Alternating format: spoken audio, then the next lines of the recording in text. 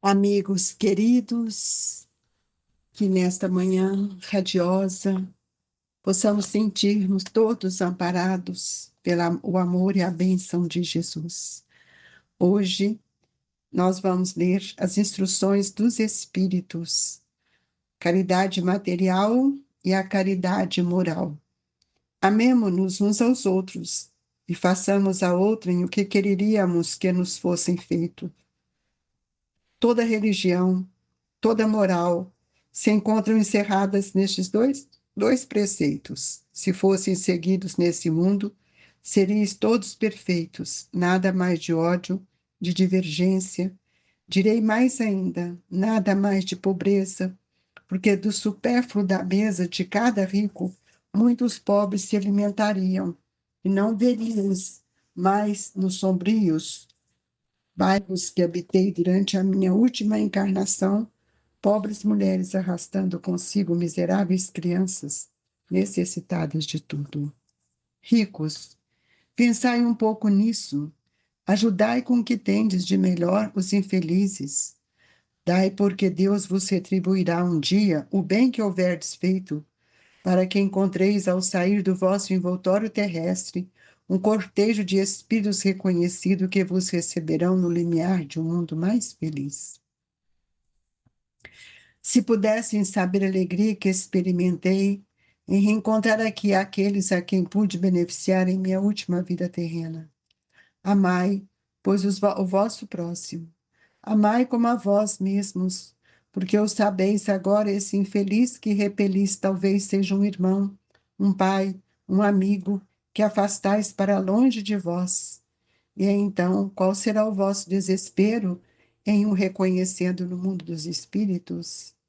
Desejo que compreendais bem o que pode ser a caridade moral, a que cada um pode praticar, a que nada custa materialmente, e, entretanto, a que é mais difícil de se pôr em prática.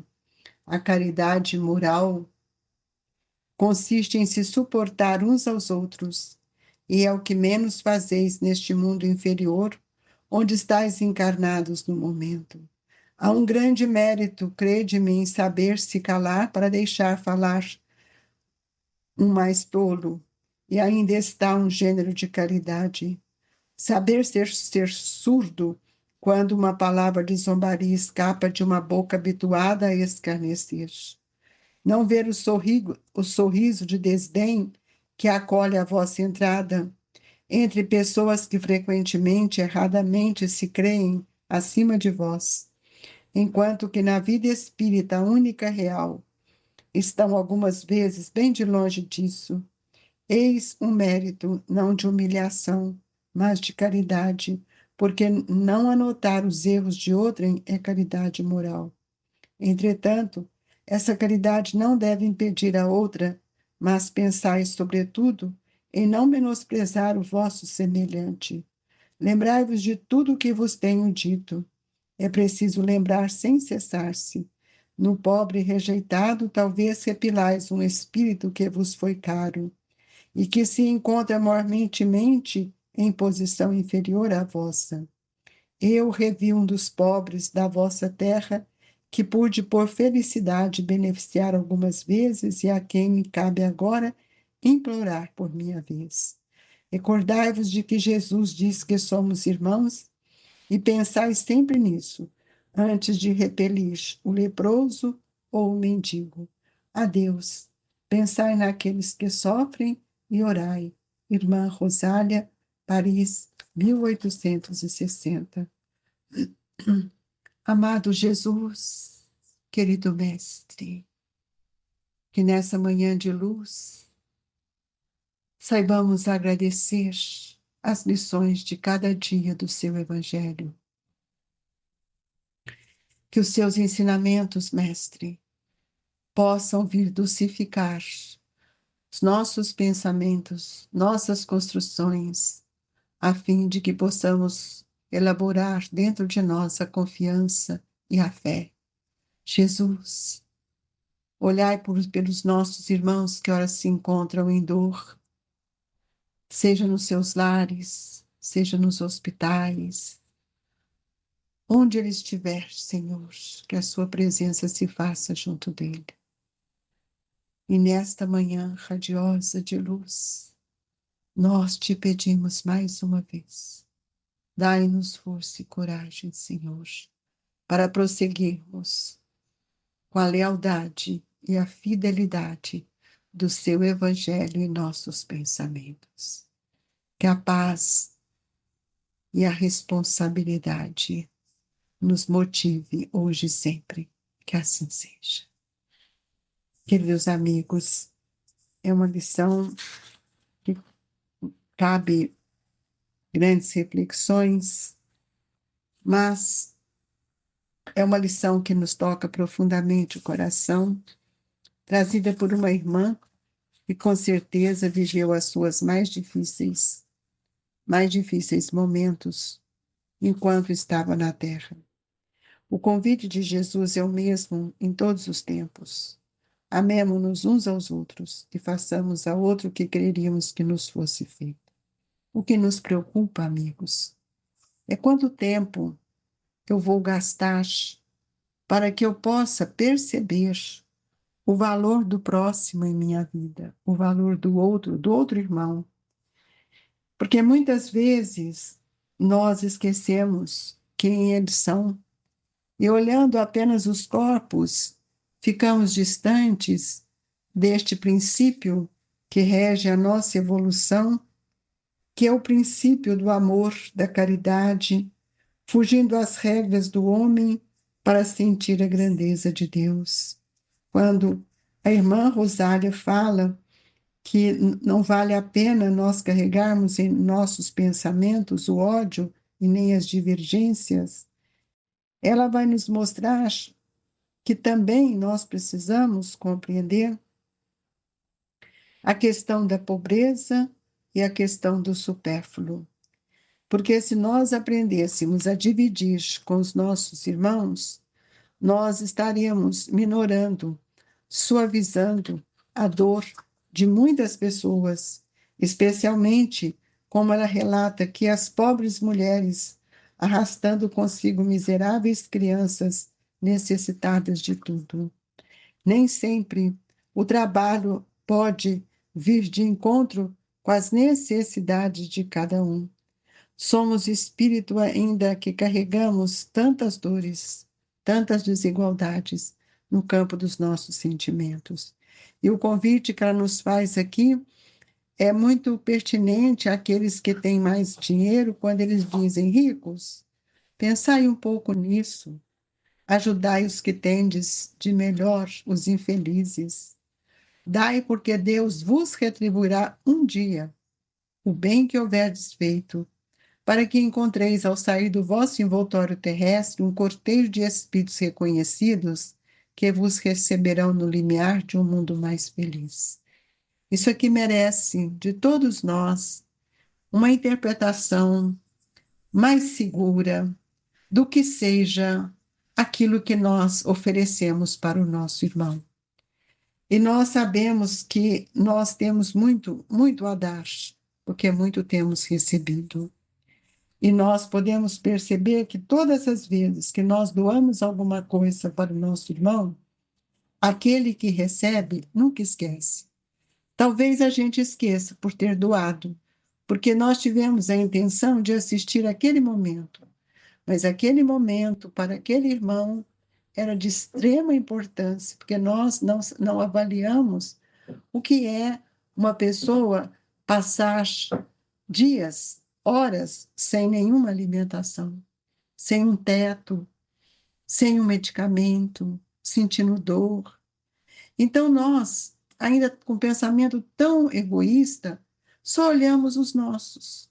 E mesmo olhando os nossos, muitas vezes nós não olhamos aqueles que fazem parte da nossa família. E às vezes ajudamos, mas cobramos também. Ou criticamos a posição de cada um. Nós precisamos ver que isso não é sorte. Isso faz parte de um processo de educação do contraste.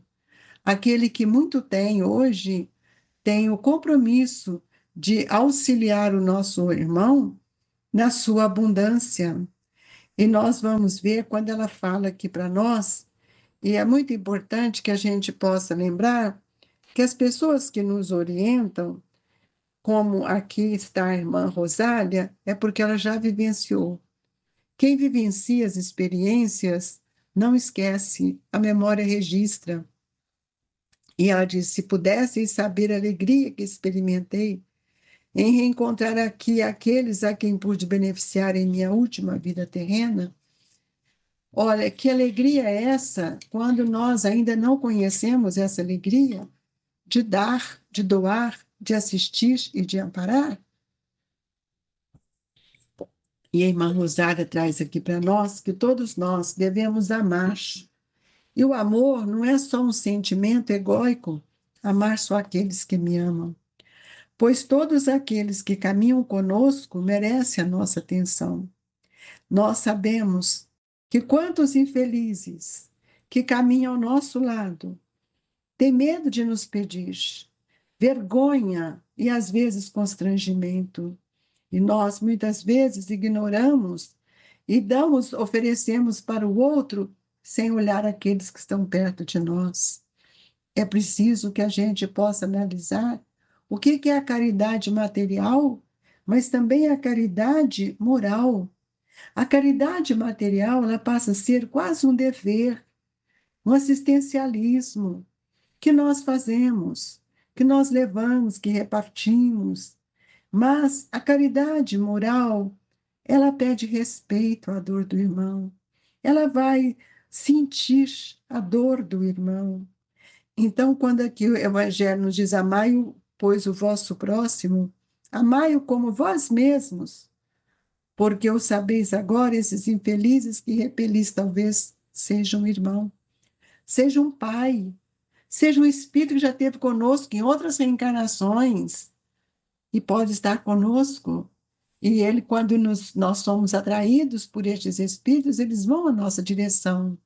E por ignorarmos a imortalidade, essa teia de compromissos com estes espíritos, muitas vezes nós os ignoramos. E é preciso reconhecer que todos nós estamos envolvidos em várias situações, situações estas que mesclam a questão do mundo dos espíritos e mescla também a questão da nossa imortalidade. Amigos, nunca esqueçamos da condição de cada um de nós. A caridade material nós podemos fazer com o supérfluo. E muitas vezes nós encontramos pessoas que não é um supérfluo, elas sabem repartir. Elas sentem fome ou já sentiram e elas sabem o que é isso. Então elas vão ao encontro daqueles que os infortúnios da vida são muito fortes para eles. Eles vão levar o agasalho, levar o alimento, sentindo-se feliz. Mas a caridade moral, ela vai consistir e vai nos pedir que a gente suporte uns aos outros.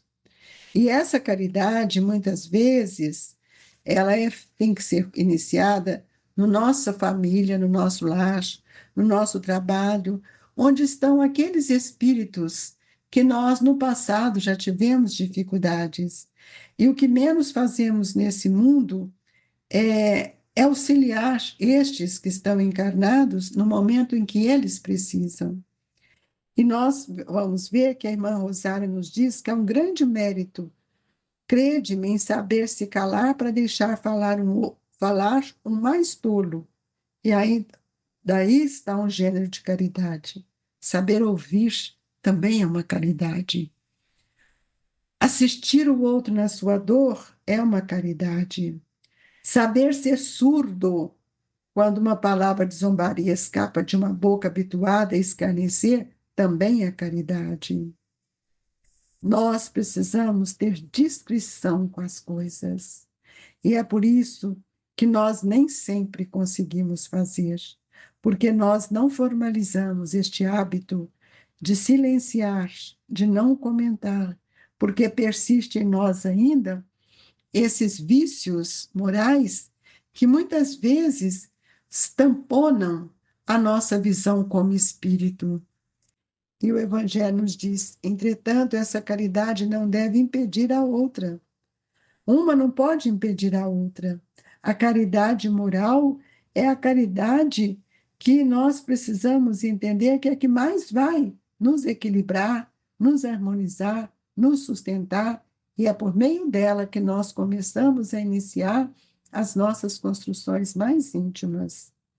E a irmã Rosália, por ela já ter passado por isso, ela deixa para nós uma recomendação. Recordai-vos de que Jesus diz que somos irmãos. Pensai sempre nisso antes de repelir o leproso ou o mendigo. Então, nós precisamos saber quem é este irmão que chega até nós. Talvez nós não o conhecemos nesta reencarnação, mas pela lei da afinidade, eles às vezes retornam e vão nos procurar, porque eles nos conhecem, eles sabem que temos similitude, e é por isso que nós precisamos compreender que a caridade é essa situação de grande valor que vai nos unir. E nós precisamos alimentar que a caridade, ela pode ser feita de muitas maneiras. Nós podemos fazer a caridade em pensamento, especialmente quando oramos pelo outro, em palavras, quando nós estamos também esclarecendo, orientando, ajudando, e em ações. Nós temos inúmeras oportunidades de servir. E em pensamento, orando pelos pobres abandonados que morreram sem ter podido mesmo ver à luz, uma prece do coração os alivia. Quantos irmãos retornaram ao mundo espiritual cheios de equívocos, achando que eles não precisavam da prece, não precisavam de Jesus. E nós vamos ver que nasce dentro deles o desespero, a irritação, porque eles distanciaram do Pai, distanciaram da verdade. E aí ele vai nos mostrar um exemplo. Eu era como vós, eu sofria, era infeliz, mas acreditei no Espiritismo. E vede, sou feliz agora. O Espiritismo é uma revelação que vai nos auxiliar a ampliar o nosso olhar para a nossa imortalidade. E hoje nós estamos vendo, né, quantas crianças viciadas por suas companhias, com vagar pelos caminhos prestes a sucumbirem com as más tentações, diz eles. Deus vos vê, meus caros pequenos, e não temais em lhes repelir frequentemente essas doces palavras. Elas acabarão por germinar na sua jovem inteligência, e em lugar de pequenos vagabundos farei feitos homens. Está aí uma grande lição de caridade.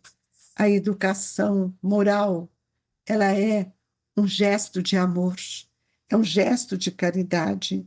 E quantos estão entorpecidos no ópio de suas ilusões? E é preciso que a gente tenha dentro de nós a convicção que a doutrina espírita vai nos mostrar que a lei do amor, ela está inserida na lei de caridade. A caridade é o estímulo para que eu aprenda a amar. A caridade é o meio que tenho para que eu possa compreender o valor do nosso irmão. Por isso, a prática dessa máxima é de extrema importância. E o Espírito Protetor que narra essa mensagem também, ele diz: praticai esta máxima, reuni-vos todos ao redor deste estandarte, e dele recebereis a felicidade e a consolação. Todos nós podemos agir de conformidade com a lei do amor. Amigos queridos, que nesta hora saibamos receber a caridade do passe, a dádiva sublime da fluidificação das águas. Isso não é um ritual, amigos. Isto é um trabalho divino que opera na nossa intimidade mental, perispiritual, grandes mudanças. O passe é um ato de caridade. E que nesta hora nós não estamos vendo, mas podemos perceber e sentir o manancial de amor que nos é dirigido nesta manhã. A nossa água já não é simplesmente uma água filtrada, ela é uma água fluidificada pelo amor e pelas bênçãos divinas que nela foram depositadas. A caridade é isto. Muitas vezes eu não preciso materializá-la, mas eu posso santificá-la na intimidade do meu ser, abrindo meu coração em direção ao meu irmão. E que a paz de Jesus possa estar presente em nós, que nós possamos contribuir sempre com a causa das dores que afligem os nossos irmãos, não só os efeitos, e que a luz, a misericórdia do seu amor, Jesus, nos fortaleça. Mestre querido, visite todos os nossos irmãos enfermos, levando o seu ósculo de amor na caridade sublime da sua generosidade. E assim, convictos deste momento importante, nós te agradecemos, Senhor, e que a paz, a alegria seja constante em nossa vida. O abraço amigo e fraterno do Grupo Espírita Esperança e Caridade, Colégio Allan Kardec. Fique com Deus, sintam-se em paz. Que assim seja.